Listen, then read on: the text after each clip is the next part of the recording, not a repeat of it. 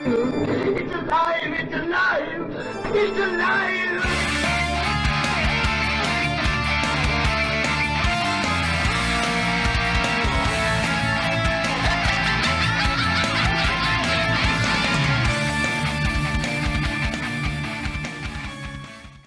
Hey guys, it's Rob from Pod from the Crypt. I'm here in place of Chris today. He couldn't make it, so now your co-host is your actual host. I'm very excited to announce today we're going to do the second part, the top 9 Nightmare on Elm Street movies. This is the second part going in descending order. Anthony Balzano's top 5 movies in the Nightmare on Elm Street franchise. And today we have a special guest.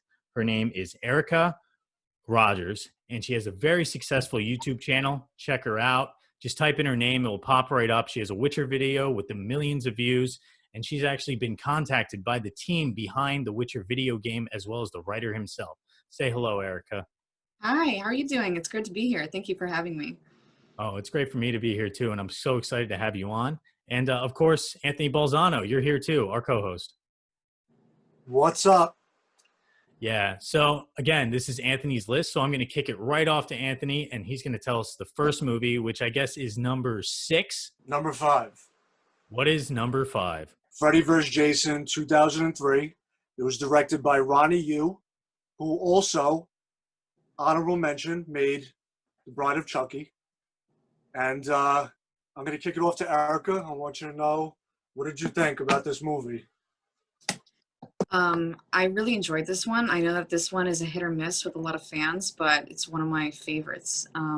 My personal favorite scene was kind of a dream sequence in which Jason is dragging a body back to the shack. He opens this door, which reveals almost a Hades underworld of floating souls. And this jump scare of a floating corpse pops up in this torrent of lost souls. And it's so eerie when it happens. It's, in my opinion, the scariest part of the movie. And I just really love the visuals in that film, you know? Yeah, I think that was probably one of my favorite scenes of the film too. It's kind of strange that the best dream sequences in this film are in Jason Voorhees' head, which I think was a really creative decision to bridge the two characters together, who normally wouldn't make sense. Because you'd think that Jason Voorhees probably doesn't sleep since he can't die. Yeah. This is way higher on my list than it is on Anthony's, and I know a lot of people are going to disagree with me. My only critique of this film really would be the lack of gore. I think that this film should have been gorier, considering to me, this is one of the scariest and creepiest iterations of Freddy Krueger. I felt like he was more evil and he was more like adult content oriented in this film. Yeah. And there was a lot of situations in which I don't think they would do for today's audience. For instance, all the nods to like rape jokes and stuff. Yeah, I think that was definitely, there's so much potential there between the two of them. It should just be like a gore fest, right? But in terms of exploring Jason Voorhees' subconscious and the creepiness that came with that, that's definitely one of the aspects that made me really appreciate it as a horror film, the psychological aspect of it. Yeah, I don't know, like Anthony, I'm not really like a expert on the Friday the 13th movies, although I do enjoy them a lot. Have we really gone into the dynamic of Jason Voorhees and his mother before this? Yeah. Yeah, like does he have conversations with her and stuff in his head? Yeah. He does. Well, I mean, Okay. it's not so much in his head. It's, you actually see her, but like she's not really there because she's dead. But, you know, he has like visuals. Okay. It's been a while since I've seen the movies. I mean, my favorite is Jason X, which is probably no one's favorite. What? Oh my God. No, it's fun though. I guess. Crazy. Yeah, that's my the worst. favorite. That is the worst film in the fucking franchise. No, that movie's awesome, and you guys suck. That movie's amazing. He takes the girl's face and smashes on the counter, and then there's the sleeping bag kill scene, which is one of the best kill scenes in any movies. Definitely some of the best kills of the series, for sure. The Yeah. crash Yeah, it has cool face smashing on the table. Yeah, it has cool kills, but the movie alone sucks. No, come on. Jason Voorhees is so Jason's badass. in space. Yeah, Jason's in space. because Jason can't die. He outlives Earth. Like, Earth dies before Jason. You can't fucking kill this guy. He's that bad. And even when he's fucking frozen, he cuts someone's arm off. Yeah, I know. I'm totally derailing this whole thing because I'm talking about Jason Voorhees and Jason 10, and we're supposed to be talking about Freddy Krueger here. Freddy Krueger is scary as fuck in Freddy vs. Jason. I know he makes a lot of jokes and shit, but I think he's the creepiest he's been out of any of the films because he's, holding people down, carving them out, and just doing weird stuff. That scene where the father makes out with the daughter and stuff is so creepy. Yeah, I think he's at his most sadistic. I think the only comparable movie that he's less comedic and more evil is New Nightmare. And they're just, I don't know, it's a super evil portrayal of Freddy. It's really sadistic. Yeah. Anthony, what's your favorite scene in this film? Before I get into my favorite scene, I want to tell you what I actually think of this film Okay. and why it's at number 5 and not higher. Okay. And I feel like my reasons are pretty legitimate. Now, this movie is called Freddy vs. Jason, correct? Okay. Now, when you actually pay attention to this film in and out, and you realize the details, it really should have been Jason versus Freddy, because Jason has 19 kills in this movie, and Freddy has 1 kill in the whole film, which is insane to me. It's almost like it was the Jason show, and then Freddy just showed up for some entertainment. Yeah, but Freddy was all pissed off because of that. That was the whole point. But that's what pissed me off. People. That's what pissed me off, and why I couldn't make this higher on the Elm Street list, because I feel like it's not so much of a Freddy movie, because I feel like Jason pretty much takes the highlight of this film. Also, like, the fact that Freddy is like so weak in the film because of Jason, and he has to get everyone to like be, like afraid of him. You never really see that in any of the films. Like, I feel like they really could have made Freddy awesome with Jason in this movie, but I feel like Freddy wasn't that awesome in this movie. Yeah, I think that was kind of the point, which I didn't necessarily dislike, because in the first movie, it's established that he feeds off your fears. So I kind of like the whole subplot of this film, that they were drugging the children or throwing him in a mental hospital to keep Freddy under the radar, and he had to regain his stuff. And then the jealousy he had for Jason for just being an uber massive killer, because Jason's just a badass, was pretty awesome. But I have to agree with you. My biggest fault with this movie, aside from the lack of like just gross out horror, was that the dream sequences were pretty unimaginative. And also the CGI does not hold up. Even though it's cool. I don't know. Did you guys like the slug thing? The fucking stoner slug? I like that scene even though it looks like shit. It's really weird and out there. It was kind of zany. Yeah, but zany is kind of like Freddy Krueger's Freddy style. Yeah. I mean, he had like that pinball thing he did with Jason, which was cool. But it actually, after that, is my second favorite scene of the film, when Jason gets turned back into a little boy and he takes his mask off and he stabs his claw into his head and goes into his brain. Which is that the scene that actually leads directly into the one where he's dragging the body? It's been a while. When he's delving into his subconscious like that, I think actually the scene where they delve into him taking the body to the shack, I think he's drugged, lying in a van with that other girl, and they're entering like a dream sequence. That is the same sequence where he sticks the claw in his head. Okay. Yeah, but he wakes up in the van. Yeah, after the fact. And then that's when they have their big showdown, and the girl manages to bring him back into the real world, which it's kind of cool how Freddy's in the real world for much longer in this film than pretty much any of the other ones. It's true. And I gotta kind of agree with Anthony in the fact that Jason really upstages Freddy, like, for basically the whole movie, even though he has no dialogue. He doesn't say anything. But in terms of, like, action sequences, Jason completely steals the show for, like, the majority of the movie until Freddy starts kicking his ass, in that boiler room sequence. Yeah, I mean, I guess in the filmmaker's defense, that's kind of meta, was the main joke. But at the same time, I also completely agree with you, because the dream sequences, which are really the selling point of Freddy Krueger movies, are really lacking in this film. Like, they could have done such cool shit. And I thought they were going to on the first viewing, because when the boyfriend, not the boyfriend, when it's the girl with the backwards hat who gets killed at the rave, Yeah. her boyfriend's friend, who she's trying to hook up with the main character, right? When Jason or Freddy's arm grows super long and stabs him through the chest, and it's just like he's like a ghost. It's like transitions through his chest without killing him. I was like, wow, this movie's gonna do some cool shit, and then it kind of doesn't. You know, like, all right, that's kind of lame. Yeah. I mean, this movie, I put it at the number 5 spot because I definitely enjoyed it. It's a super badass film. It's very entertaining. I love the soundtrack. It's got a lot of great bands on it. I love Freddy. He does look very sinister, especially that scene when he's jumping out of the water and it's all red and he falls onto the deck. He just looks like the devil, and I love that scene of him. He looks crazy. That's a great scene. It really is. And that visually, that still holds up really great. I watched the movie again yesterday. Yeah, I will say that I think the reason why this movie is so much higher on my list is that the acting is actually so much better than most of the other Nightmare on Elm Street movies.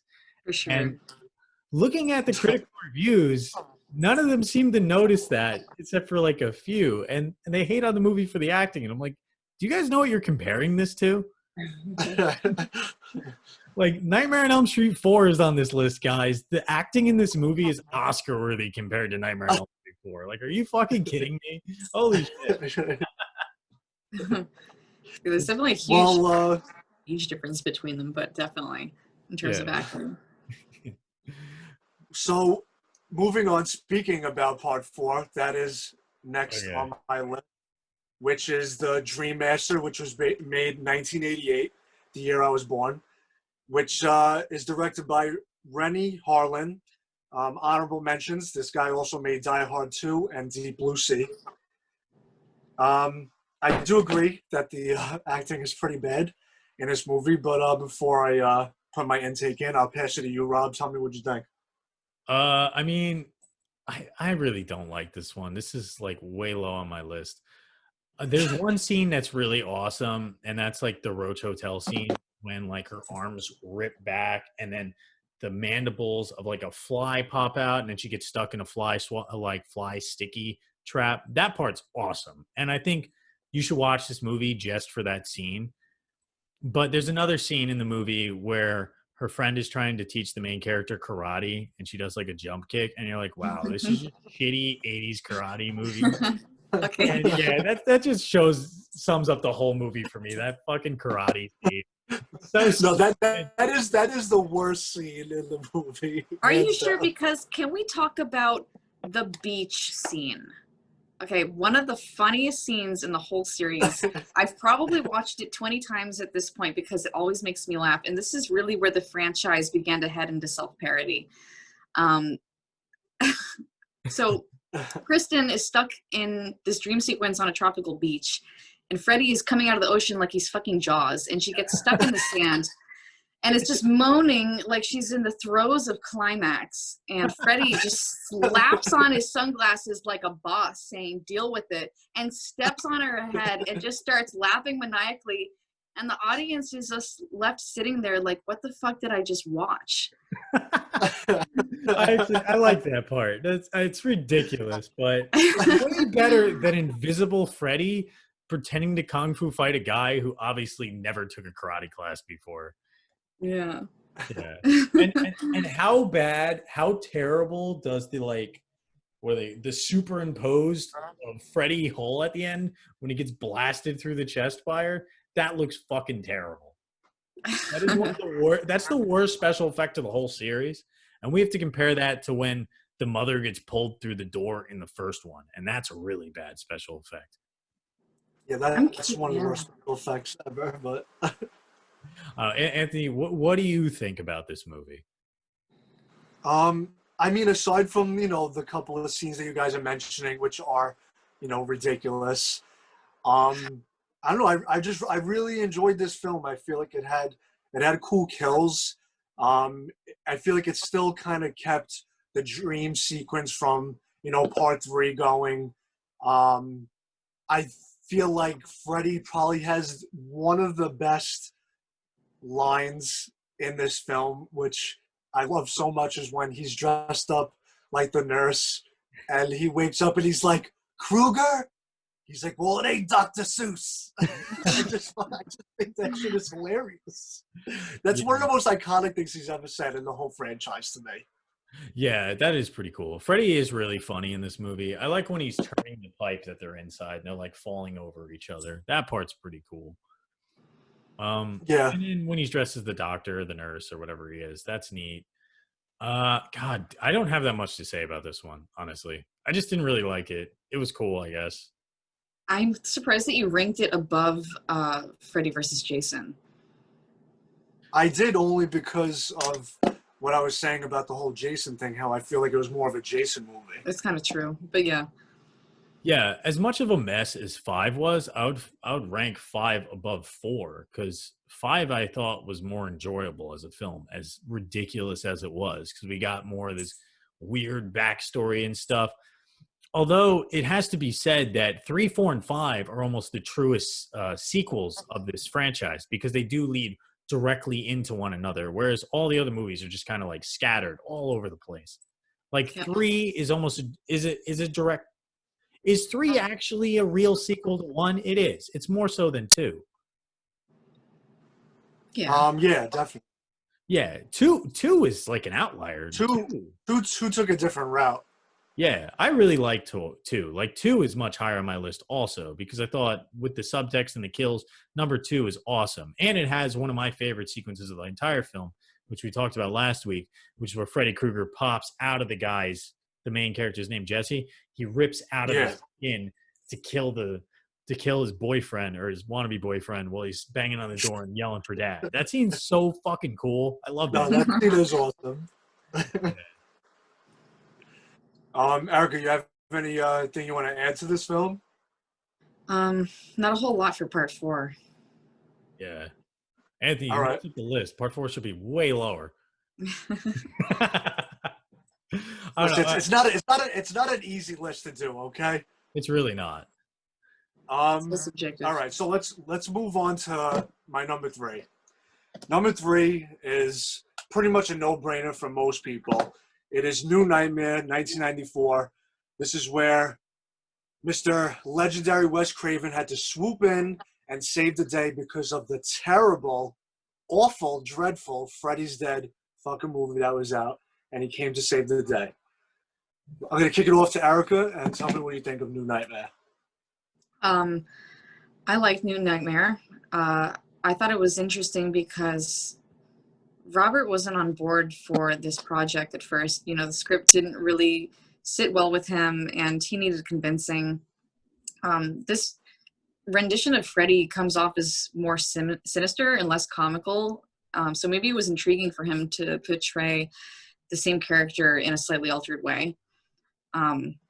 And I think it also stays kind of true to the original film. In my opinion, one of the best scenes was Julie, the babysitter, her death in the hospital. So they used the rotating set technique, building a hospital room that could rotate. So Julie would be sliding up the wall and onto the ceiling while Freddy's attacking her. And it's a great homage to the scene in the first Elm Street movie where Tina gets killed. And it's impressive as it is sad, because Julie really cared about Dylan, the little boy who's in that room. And it was probably traumatizing for him to watch and also feel responsible for, since he couldn't stay awake any longer. And I've always been kind of a fan of that technique. The first iteration of that technique used in a film was with Fred Astaire in The Royal Wedding in 1951. And they've used that kind of anti-gravity rotating set technique in a bunch of other films like Inception and kind of like space anti-gravity movies. And I've always been a huge fan of it. It looks super cool. It looks realistic. There's no wiring. It's an actual room that's rotating. And I thought that was like a really cool technique. And it's a really sad and kind of scary scene. I like that. It's my favorite part of the movie. Yeah, it is. And that technique, being practical, like really sells the special effect, and it doesn't degrade over time. They used a similar technique in the first one when Johnny Depp's character gets sucked into the bed. It was actually an upside down set, and it started spraying out too strong and started tilting sideways. And that's why it looks so strange. But I mean, it's a surrealist thing anyway, so I think it works extremely well. Yeah. So Um, this would be way lower on my list too. New Nightmare. I'm not a big fan. really? Yeah, I feel like it's like this meta horror thing. I think it starts off really strong and then it kind of peters off. I don't particularly like Freddy Krueger's makeup in this one. I think it's way too bright, and I don't really like the look of the movie in general. Uh, and I don't know, that whole meta horror thing just kind of lost me a little bit. It's like cool, but I mean, Wes Craven definitely perfected it later when he did Scream, because Scream is a meta horror movie, and Yep. it's so much better than this one. Freddy's look is kind of weird. The contacts are a bit weird. There's no humor. I think they kind of wanted to make him dark. And Robert is kind of just playing himself as this like chill dude who doesn't really know what's going on. In some ways, you know. So it's kind of weird for a fan to watch that. But I could see where they were going with it. But it was kind of like the guinea pig for what he would later do with the Scream movies. You know.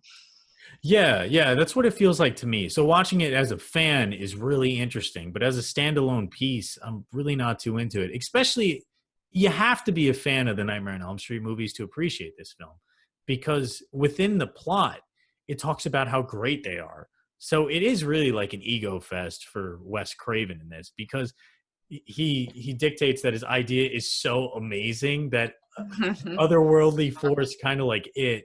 Basically, Freddy Krueger is the monster from It in this movie. Comes into place and has to feed on people because his script was so fucking good, which to me Yeah. is funny. I don't know. I feel like there was a lot of good things in this film. I mean, aside from, I agree with you guys with Freddy Krueger not looking at his best. Wes Craven went a different route for his look. I didn't even like his sweater. His sweater was too bright. I hated that he was wearing tight leather pants. That was weird too. And the green hat. I mean, I definitely didn't like his look at all. But I liked the story. Like, I love that Wes Craven was even playing a role in this film. That was awesome. I love the fact that, like, from people that love Scream, like, this is the movie like that added to, like, in Scream when they had like Stab, you know, like that whole, you know, like sequence of like that idea. So I feel like if you love that sequence in Scream, you have to like this idea in New Nightmare, because this is where it started. And like the fact that like you're actually living like a movie coming to life. I just feel like it was such a great idea that went further in Wes Craven's career. Yeah, and I think Wes Craven definitely agreed with you, since he thought his movie was so awesome, he should make a movie about how awesome his movie was. But It's, what about it's all like right? the What taco about within the taco that's Freddy Krueger's hand, you know? the little boy? I Inception. forgot his name. Dylan. Uh, you Dylan, know, right? there's a He pacing. played an amazing role. He was so creepy throughout the whole film. I like when Is he that the gets on Kazoo top kid? of. I like when he gets on top of the playground and he's gonna like jump off, and then they're reading the script and he's on top of it. But then nothing climactic happened. He just like fell and was fine. That's the issue with this film. It's like it starts off really cool. They have all this like animatronic Freddy hand, and you're like, oh shit, that's awesome. And then like not many kill scenes, and then it has a cool ending.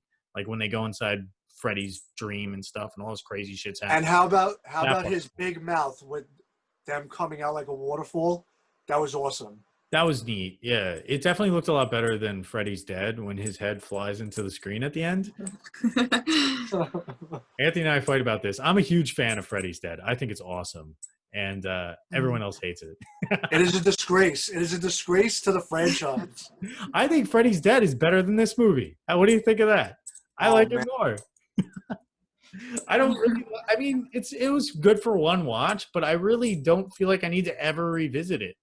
Like Wes Craven's done so much more better stuff, and even in the Freddy movies, like the kills are not very creative. I mean, I can go back and rewatch 4 just for the kills, even though I don't really like 4. This movie's better than 4. I mean, just generally as a movie, but it has a lot less rewatchability because Freddy doesn't even look good. Like you said, he has tight leather pants. I would kind of compare this movie as what Halloween's H2O was to Halloween 2018, right? And like the H2O being the Freddy's New Nightmare versus you know, the 2010 remake. You know, it's kind of like a product of its time, right? So I'd compare it in that way. Yeah, that makes sense. H2O is quite good, by the way. I haven't seen it in like 10 years though, so maybe I'm I love that movie. Yeah, H2O is pretty awesome. Yeah, I mean, what else do you guys have to say about this one? I don't know. Before I just railroaded into the ground like repeatedly ad nauseum. I'm good. I'm ready to move on. How about you, Erika? Yeah, that sounds good. Okay, cool. Okay. All right. So this next film, I am a diehard fan of this movie so much. If it wasn't for the original 1984, this would be my favorite film. So this is Part 3, Dream Warriors, made in 1987, directed by Chuck Russell. And I have to give him his honorable mentions. This guy has made awesome films, which was Hell Night from 1981, The Blob, 1988, The Mask with Jim Carrey, and Eraser. So the fact that, you know, Dream Wars is really up on my list just goes to show you why. So I'm going to kick this off to Rob. Let me know what you think. I like Dream Warriors. It's my favorite of the three middle movies, 3, 4, and 5. I mean, the acting again is pretty bad, but it was a novel idea that his victims were a little bit less helpless in this one, and it had a really good pacing because there was a point where you're like, "Wow, they can beat Freddy," and then Freddy's like, "No, you can't. I'm the master of dreams, bitch," and then he just starts murdering them all. And like, oh shit! Like the wheelchair kill scene is just. I mean, it's not a great kill scene in and of itself, but in the movie, it's so effective at showing you Freddy's power. I totally agree with you. In my opinion, it's one of the best nightmare films, hands down. This one is so good. It's such a fun ride, and I love it. And, hats off to Chuck Russell for directing this one. And this one was interesting in that the theme of drug use was quite prevalent. It was actually banned in Queensland, Australia, due to its drug content at the time. But if there's any good that came out of it, that character Taryn, caused some fans to quit their drug addiction, and the actress was pretty proud of that. And yeah, so that was kind of cool. And it's got some of my favorite scenes. Obviously, the "Welcome to Primetime, Bitch" Jennifer's scene with the TV is iconic. And I thought that scene was so hilarious. I think it's one of the funniest ones in the series, and it's super creative. And what was funny about it is afterwards they rule it as a suicide. Like Jennifer she just got tired of living and somehow jumped high enough and with enough speed and velocity to force her head through a TV. Like, yeah, she definitely committed suicide. I thought that was kind of funny. Yeah, this movie had a great sense of humor. It's a suicide. She jumps in. I like when the psychiatrist is talking to the nun who's just standing there, and then he just turns around, she's just gone. He's like, "What?" He's like, "All right, whatever." And then she walks up. She's like, "Who are you talking to?" He's like, "Nobody." And it's like, dude, you were just talking to the weirdest nun ever. You're not going to mention that? Like, maybe she know who she is. How cool is it when I forget the character's name, but he makes him jump off the building in the beginning, and he rips his tendons out and is playing him. That's like a marionette. one of my favorite scenes. Creepy. That's one of my favorite kill scenes, I think, in the franchise. That is so friggin' awesome. It actually made me kind of cringe a little. Like I kind of almost felt like that happening to me. Like when you watch it, like the tendons coming out of my arms. It's just such a chilling fucking scene to watch. It really is. Yeah. It kind of reminds me of like Hostel when he cuts his Achilles heels at the end, or when they cut the Achilles heels in Pet Cemetery when the kid's under the bed and cuts his grandpa's heels. Right, yeah. That like cringy, ow, the little part in my wrist is getting ripped out, the little most fragile part of my body, just any of that peeling and grotesque stuff. This is also the movie with the tongue scene where the guy gets wrapped to the bed, correct? Yes. Yeah, that's a really great scene too. I feel like the creativity of the dream sequences were really alive in number 3 in the best possible way. And although like there was the Primetime Bitch, it was a funny bit that got right to the point. It wasn't long and drawn out like the comic sequence of 5 or the chalkboard exploding head sequence of 6, which I actually think is great. But you know, he still feels like Freddy Krueger. He doesn't feel like a self-parody of himself in this one. One of my favorite scenes in this movie. Actually, before I even go into it, I saw a documentary, and it really made me laugh out loud to hear the background of this scene. So it was the scene when he's like that huge like snake, and he's eating her whole. And in the documentary, they said that he originally was skin color, and when you look at him, he looked like a big dick. So they had to change it and make him a green color because it would have looked crazy on film seeing it like that. Too phallic. Imagine working on one of these movies. I mean, like, I work in the movie industry. We never have practical effects like that in anything. I mean, that'd be insane. And I've worked on some like shit with tons of visual effects. I've never seen anything like that on set. I would be like, oh my God. I feel like the whole crew would just be standing there like, what is this? There's just so many amazing scenes in this movie that are just unforgettable. Like, I love the Chest of Souls is such an amazing scene, how they did that. And then they later brought it on, later on in the franchise again, which was even crazier. But it just looks so cool how all the faces are just like moving and coming out. It's just, you've never seen anything like that in a horror film before. Yeah. I could definitely. This movie is so good. You can feel 4 and 5 chasing this movie, trying to redo what this movie was able to do and just completely failing at it. I mean, right. They are still fun. Yeah. Something that was kind of fucked up from this movie is the scene where Kristen comes across a roasted pig on a table, and it comes to life and growls at her, and they actually roasted a pig, let it spoil, and the prop guys just, puppeted it from beneath, and it smelled horrendous, and I can't believe they did that. It was horrible. I can't remember the name of the cinematographer at the time, but that guy who was operating the camera says he could still smell it to this day, and it's just disgusting. And they don't do that anymore, Yeah, that's really gross. I think when they were shooting the Thing movie in the 80s, they were using real gaffow and intestines in some of the props, and they accidentally left it on set overnight, or they lost power or something, and it spoiled.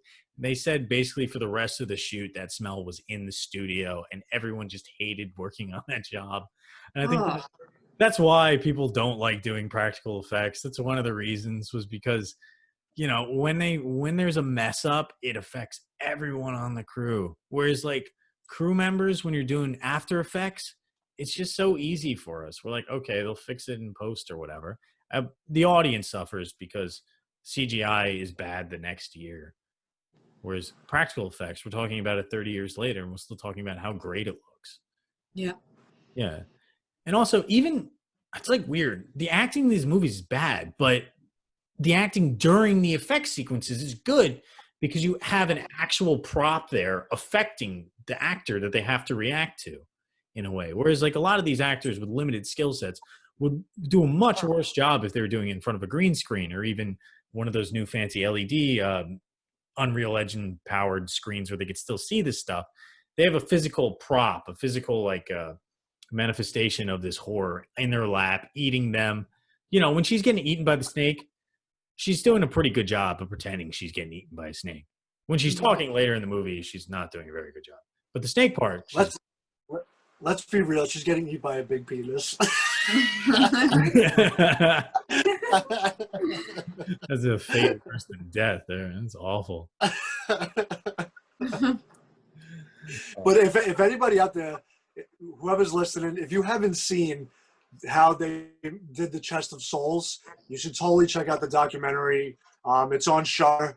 It will blow your mind how they actually did that scene. It's really cool to watch. Yeah. So I do want to talk about the acting, because I did read an old Roger Ebert review of this film, and he went on to say that the special effects and the dream sequences were really creative and stuff, but he gave it an ultimately pretty low rating of 1.5 stars based on the movie lacking soul, in that it was really hard to connect with a lot of the characters because they weren't very interesting. Something that the first film and even Freddy versus Jason, I think, did a really good job with. I mean, I although the characters were somewhat generic in Freddy versus Jason, I thought their acting ability was a little bit increased.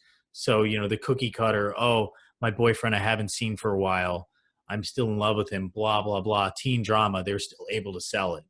And when we do talk about the first film, we need to mention that in the beginning, they're doing things like listening to a radio and he's talking to his mom on the phone while he's messing with her to do the radio. They have like their own character. They're real people. Whereas this, they felt like cartoony, kind of silly, and it only gets worse as the franchise goes on. Right. Before we move on to the number one spot, Erika, you got anything else you want to add? Not too much, other than I really enjoyed this one. I think it really stands out for a lot of fans in the series because of it. I guess it just made a big impact on us. I think it's just really well done. Like you said, it's not really the best acting. You could definitely do better in that department, but it was super creative, and it was like I guess it was very exciting for me. And to me, it's like, I agree with you, it's my favorite besides the original. Yeah, I feel like this movie was so amazing that you could just forget about the acting. It does, like, you could just like put it aside and be like, whatever. This movie's amazing regardless. Mm-hmm. Yeah, I loved it.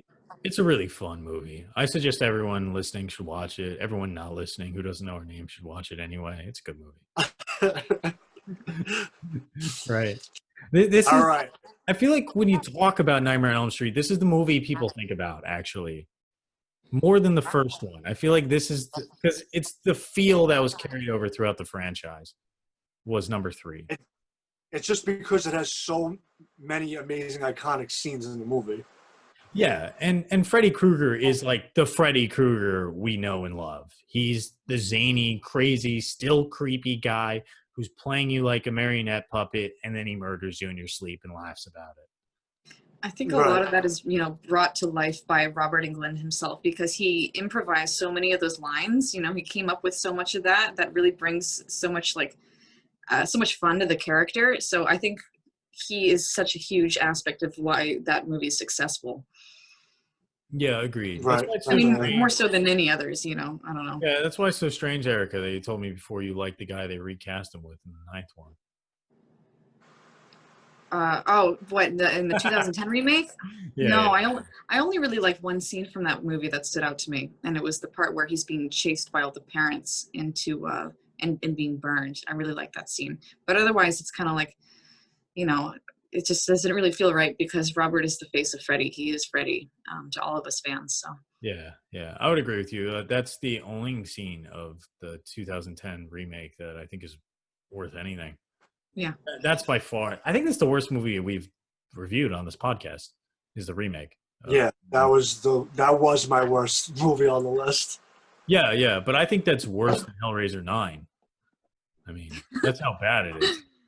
Have you seen Hellraiser 9? Hellraiser. So trash. Yeah. I think there's more to like about that movie than the 2010 remake, and it's about 1/100th the budget, and that's how shitty that movie is. Yeah. Hellseeker might give it a run for its money, just because Hellseeker's beyond awful. That's Hellraiser 6, by the way, which we talked about in a previous podcast. Yeah. All right, guys, let's move on here to the number one spot, which should be everybody's favorite, I would hope, out there, which is the original 1984, directed by Mr. Wes Craven himself. Erika, take it away. God, where do I begin? This is what started it all. This is what inspired so many nightmares of children growing up in the 80s and 90s, and even to this day. It is iconic. It's legendary. It's one of my favorite movies of all time. I can't really praise it enough. It's got one of my favorite actors of all time, if not my favorite actor.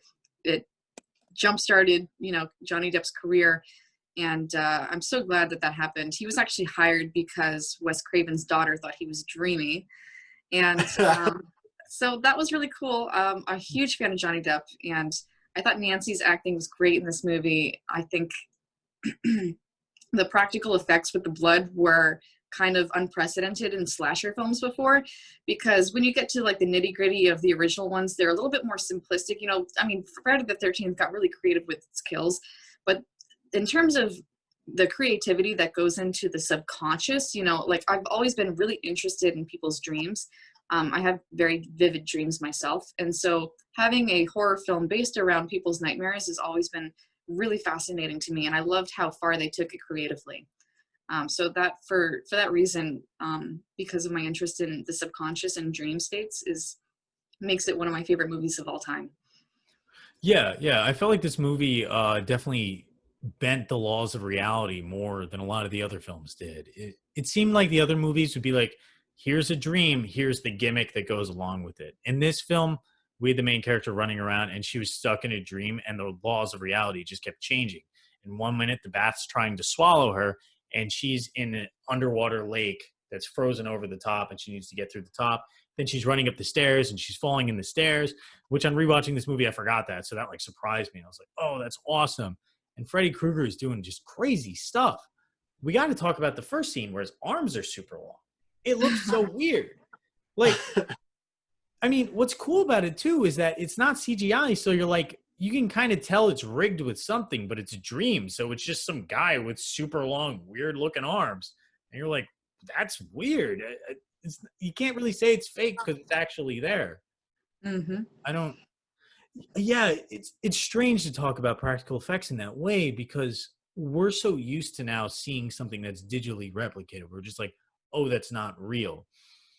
Whereas, you know, maybe if a dummy just looks completely fake, we can be like, that looks like a dummy. But if it looks like something you've never seen before and it's a tangible object on the two-dimensional surface of a screen, it's hard to say it looks fake, especially in a surrealist environment like Nightmare on Elm Street. It just looks weird, and that works really well.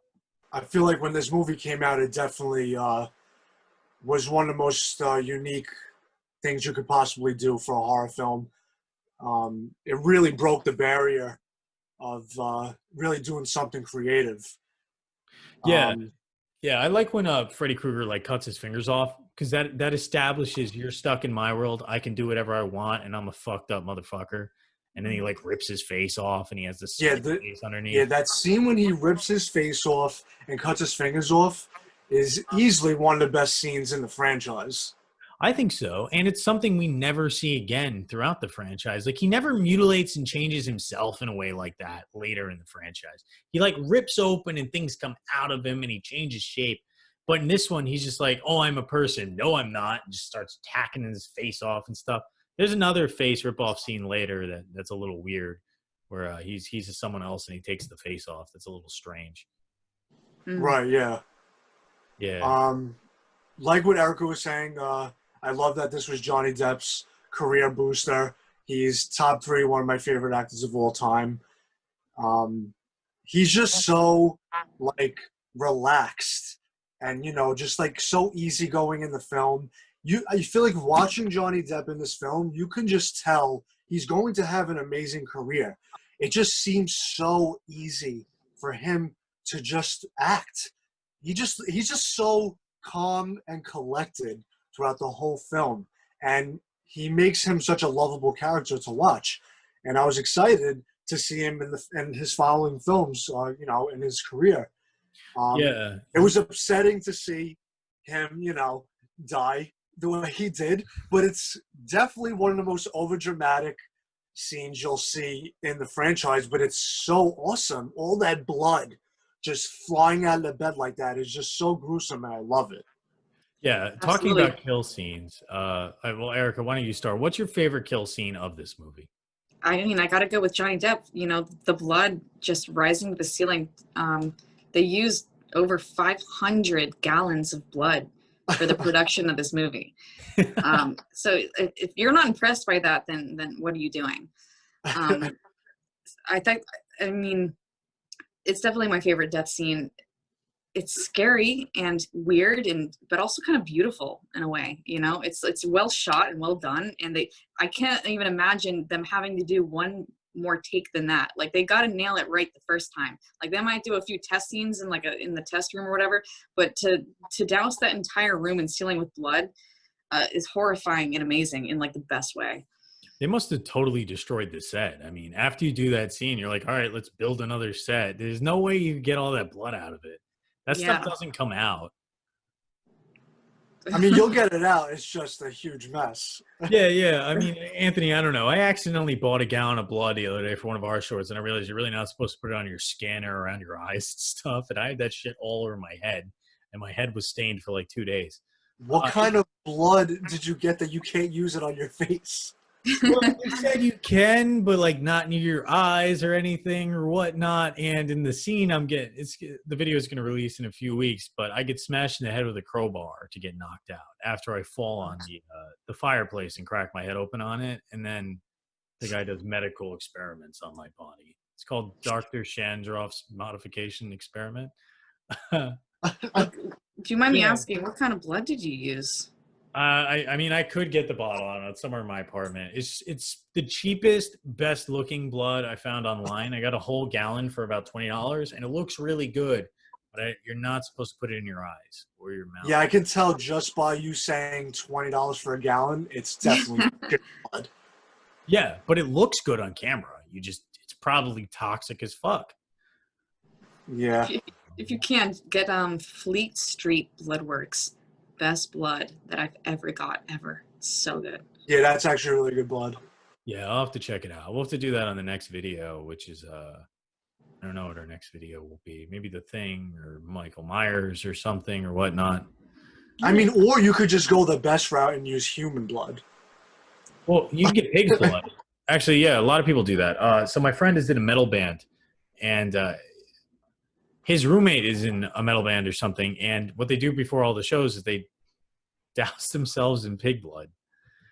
Yeah, pig's blood's really good. Raise Satan or something. Yeah, it looks just like human blood. And honestly, you're not really going to get sick from pig's blood, usually, they say. In general, blood's not going to get you sick. If you are going to get a bloodborne pathogen, it would be from human's blood usually. I mean, unless you discover COVID-20 or something. COVID-20. Yeah. You got to get that from, I guess, the local butcher, because I was looking into getting some real blood myself, but I just never ended up doing it. Yeah, so probably one of the worst experiences of my life was when I was in the Philippines last year. I was staying with a pig farming family, and I had to help them butcher a pig. And those fuckers scream, and they bleed so much when you kill them. That was one of the most terrifying things I've done. They scream, they sound like demons and shit. Yeah, I just wanted to share that. So back to the movie. Yeah. On a little aside. Let's talk about the bed scene, not with Johnny Depp, towards the end, when she's rising and it's just lit amazingly while she's rising out of the bed like that as a skeleton. That fucking scene is amazing. It is so awesome. It gives me such like a Tales from the Crypt type of vibe that you would see that in an episode. Oh, I was going to talk about the other levitation scene, which I think is the first kill of the movie, when the girl gets pulled up to the ceiling and starts getting gashed to death. Oh, yeah. Tina. That's the first kill. Yeah, that's my favorite kill of the franchise, I think. That scene is fucking so awesome, and it's just so simple. And they butchered it in the remake. Like, how'd you make that look like shit in the remake with so much more money?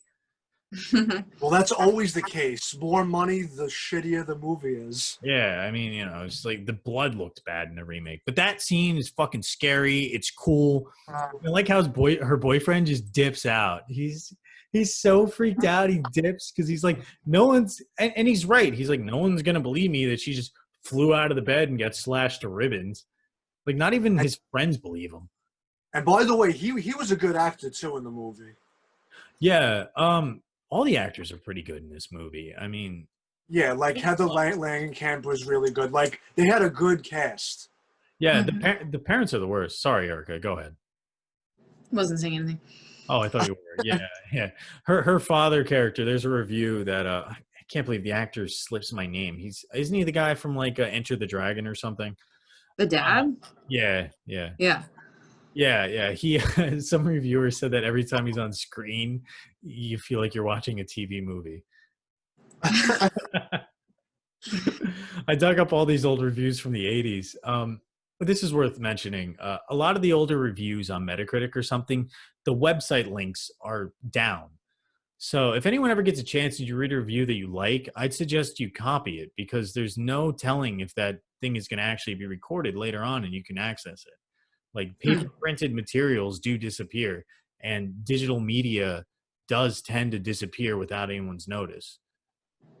Yeah, reading like a lot of 80 horror movie reviews today are so annoying to read because a lot of these people don't even know what the fuck they're talking about. Yeah, but the people, fair enough. But the people today often know less of what the fuck they're talking about. Yeah. Yeah. I mean, but like Roger Ebert's a good one because you can tell later on in his career he became much more open-minded to horror films and whatnot because he would go back on his reviews and say like, you know, I hated Freddy Got Fingered, but I was actually wrong about it. Oh my gosh! Wait, he's part of the movie. I remember seeing that. It was such a weird movie. That's one of my Super favorite, weird movie. it's one of my favorite movies of all time. I think Freddy Got Fingered is amazing. Daddy, would you like some sausage? The scene where he's in like what is it, like a deer or a moose carcass in the middle of the road, like thrashing around. Oh yeah. You know what's bullshit? What's his name? The guy from Titanic. What's his name? Leonardo DiCaprio got an Oscar for doing the same thing Tom Green did like 15 years ago. Oh, and The Revenant. Yeah. Tom Green just did it for fun. And you know, he wasn't wearing a thermal thing underneath. He didn't get an Oscar. Instead, his career got destroyed. Oh dear. I think Freddy Got Fingered is actually why Tom Green isn't as famous as he used to be. I think that movie was such a monumental disaster.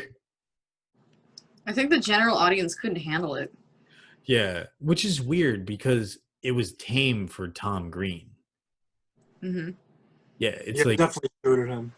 Yeah, there seems to be some sort of like moral standard that people hold films to that they don't hold other media, and it's upsetting because movies are supposed to reflect real life, and horror is a way of highlighting, you know, our fears and anxieties and stuff in a visceral way. And when you tame it down for a wider audience, you're not being true to the source material, and the art definitely suffers in a way. Mm-hmm. I think if you're trying to censor that, you're kind of hiding the world from its own shame. Yeah, that's a more poetic way of putting it than what I was saying, for sure. And we're talking about Freddy Got Fingered. Yeah, this is my favorite movie, so now you know. That's not my favorite movie. It's my favorite comedy movie, maybe. Oh, it's fun. Yeah. I mean, I feel like it hardly gets brought up. People don't really talk about it that often, but when you find it, it's kind of like a niche, like fan base of it. It's kind of, I remember watching it in middle school and being like, what the fuck is this? You know? Yeah, you know what's funny? Speaking of censorship, there's a running gag in that film where the kid next door keeps getting hurt, like, but really badly. So, like, he's playing catch with his dad next door, and his dad gets mad and throws the baseball too hard, and the kid gets, like, smashed in the face with it, and his, like, eye gets all black and blood comes out and shit. The kid's crying. Well, at the end of the movie, the kid's running as a plane lands. It's like the last scene of the movie, and the father's like, no! And then all this blood sprays from the propeller and goes, like, all over everybody. And then you hear the kid off screen go, I'm okay, Dad.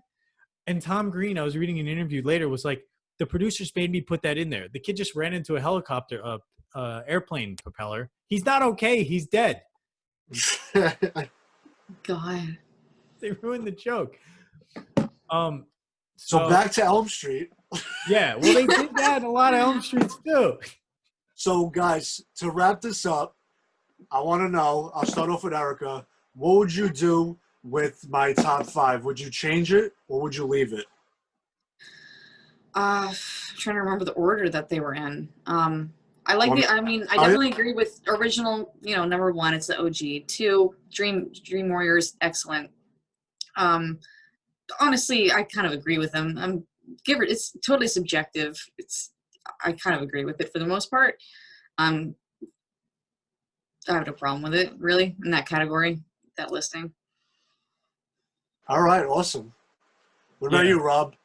Well, I would probably start off with 1, and then probably Nightmare on Elm Street 2. I really like that movie. Nightmare on Elm Street 2 is really interesting. There's a lot of things wrong with it, but Freddy Krueger is scary. His makeup actually looks better than the first one. It has some great kill scenes, and it has this really interesting subtext with like latent homosexuality and trying to suppress your That's what I stuff. wanted to bring up. Yeah, we can definitely talk about it. We did talk about it last week, but there's a movie about it called Scream Queen, about how the actor, I wish I had his name here. I'm so bad at this stuff. The actor's career was pretty much tarnished because of this film. Because within the script itself, there's a lot of subtext about like repressing homosexuality that come out with the actor who was homosexual or is homosexual. He's still alive. And he had to kind of like not out himself because this movie almost outed him. And it got that kind of like critical reception of backlash that the director and the writer both denied and blamed it on the actor. And it kind of ruined his career in a way. And it also hurt his life, which is too bad because it was coined as the gayest horror movie of all time. Yeah, yeah. Which I don't think it is. You know, you had Hellraiser, which I guess came out years later, and definitely a lot of other movies that dealt with similar themes, like, well, even Alien, you know, with the whole traumatic insemination vibe of men being inseminated and stuff, does have to do with some sort of sexual undertones.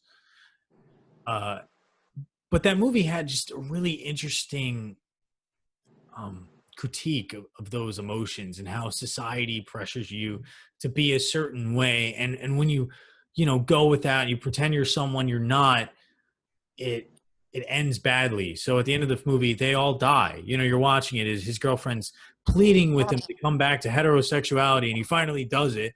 Well, guess what? You can't get rid of it. Freddy's going to fucking kill you. Just be yourself and you're better off.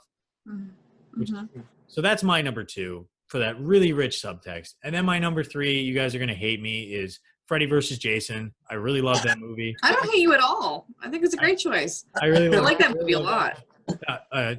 Anthony's about to hate me. After that, my number 4 is 3, Dream Warriors. And then I'm going to jump ahead to Freddy's Dead. I fucking love Freddy's Dead. Oh my God, I hate I love Freddy's Dead is awesome, man. It's hilarious. It's so much fun. It has amazing kills. At the end, Freddy Krueger kills his wife, and that scene's hilarious when she goes into his head, and he's just smashing a fucking mouse to death with a mallet, and all these kids are like, I'm not getting into maniacs. you again. I love it. I love it, man. It's great. And then probably New Nightmare, and then 5, and then 4, and then the remake, which should just be fucking burned. That movie's a piece of shit. Yeah. Damn you. Yeah, I know. Freddy's Dead is a comedy. So 4, but it's just not that funny. It is. The beach scene is, though. I've watched that like 50 times. I mean, yes, 4 does have its comedy moments, but it ain't like Freddy's Dead. Yeah, but so like 5 is just over the top hilarious. It's weird. It gets really weird. I mean, that's when it starts getting like kind of like fucking goofy, you know? Yeah, yeah. And 6 just embraces that. 6 is just like, all right, we're goofy. I'm flipping you off with the glove. So you're not a big fan of 4, Anthony? Or what? No, I am. Oh, you are? No, I'm not a big fan of Freddy's Dead. Yeah. That was my 8th worst film that I've had on my list. Yeah, yeah. Out of the actual Nightmare on Elm Street movies, like, you don't even have to consider the remake of Nightmare on Elm Street movie, because fuck that movie. The remake should be burned. I agree. Fuck the remake. That's a garbage, just trash. Like, Erika, you made a good point. You said, you know, you shouldn't be making a remake without Robin Englund. And that was pretty much my biggest point. I said how it's so much easier to make the remake of like Halloween or Friday the 13th because they don't fucking speak. They have no character. They're just walking around killing people. The only thing I will say about the remake is that they weren't afraid to touch upon the fact that, and really hone in on the fact that Freddy was a child molester. Because in the original, it was kind of like a little bit implied, but they were kind of dancing around that fact because they made him into a child murderer instead to avoid accusations of exploiting a series of child molestations around California at the time of the production. So in the remake, they weren't afraid to really tap into the fact that those kids were actually, preyed on by Freddy in a sexual way, which is really disturbing. And you don't see that in almost any movie. Well, so it wasn't afraid to go with that. So I'll give it that. Yeah, I think that was actually, I honestly think that was present in Freddy versus Jason. He does a lot of stuff like that because there is a scene where he's actually, there's a scene with the little girl who has no eyeballs. Yeah. And that's implied. In the first scene of the movie, he basically kills a child. He's making his glove and the girl's going up against the wall. And then there's this really fucked up part when they're showing the scene where Jason Voorhees runs down the deck and jumps into the lake while the kids are making fun of him and chasing him. And the main character runs over to the deck of where all the camp counselors are making out, or as my grandma used to say, kiss, kiss, kissing. And she's like, why don't you help him? And the guy's banging the girl up against the deck. And then turns into Freddy. Yeah, and he turns around and she's dead. And he goes, oh, I just knocked her dead on her feet or something, and drops her, which is just such a fucked up necrophilia joke. And yeah, that's why I like Freddy versus Jason. Freddy's fucking gross in that movie. He's so sick. He's so twisted. He makes fun of stuff. Like, that's the Freddy Krueger I like the best. I think out of all of them, I like maybe the first. He's fun. He's a lot of fun. That's what I like about him. He's scary for sure, but he also is just enjoyable to watch and entertaining. Yeah, Right. But it's that dark, gross humor that, slasher fans do enjoy. Like, there's a reason why in Friday the 13th is better when, she's topless and then gets chopped in half.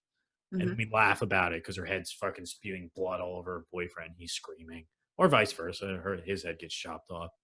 Thank you so much for having me on your podcast, you guys. I really enjoyed tonight. Nightmare on Elm Street is one of my favorite horror franchises of all time, so it was really nice to discuss it with you.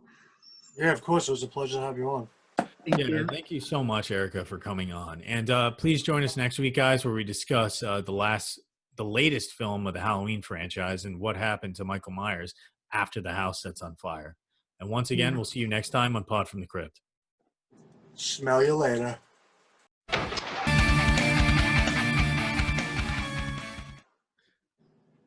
Ooh, nice.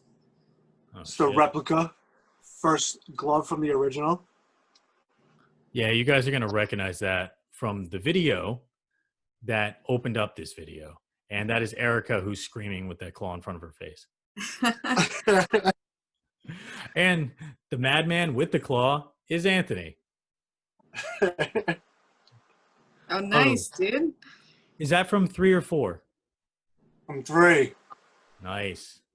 The 19-inch NECA figure. That's 19 inches? Yeah. All right. I'll have to get my ruler out next time.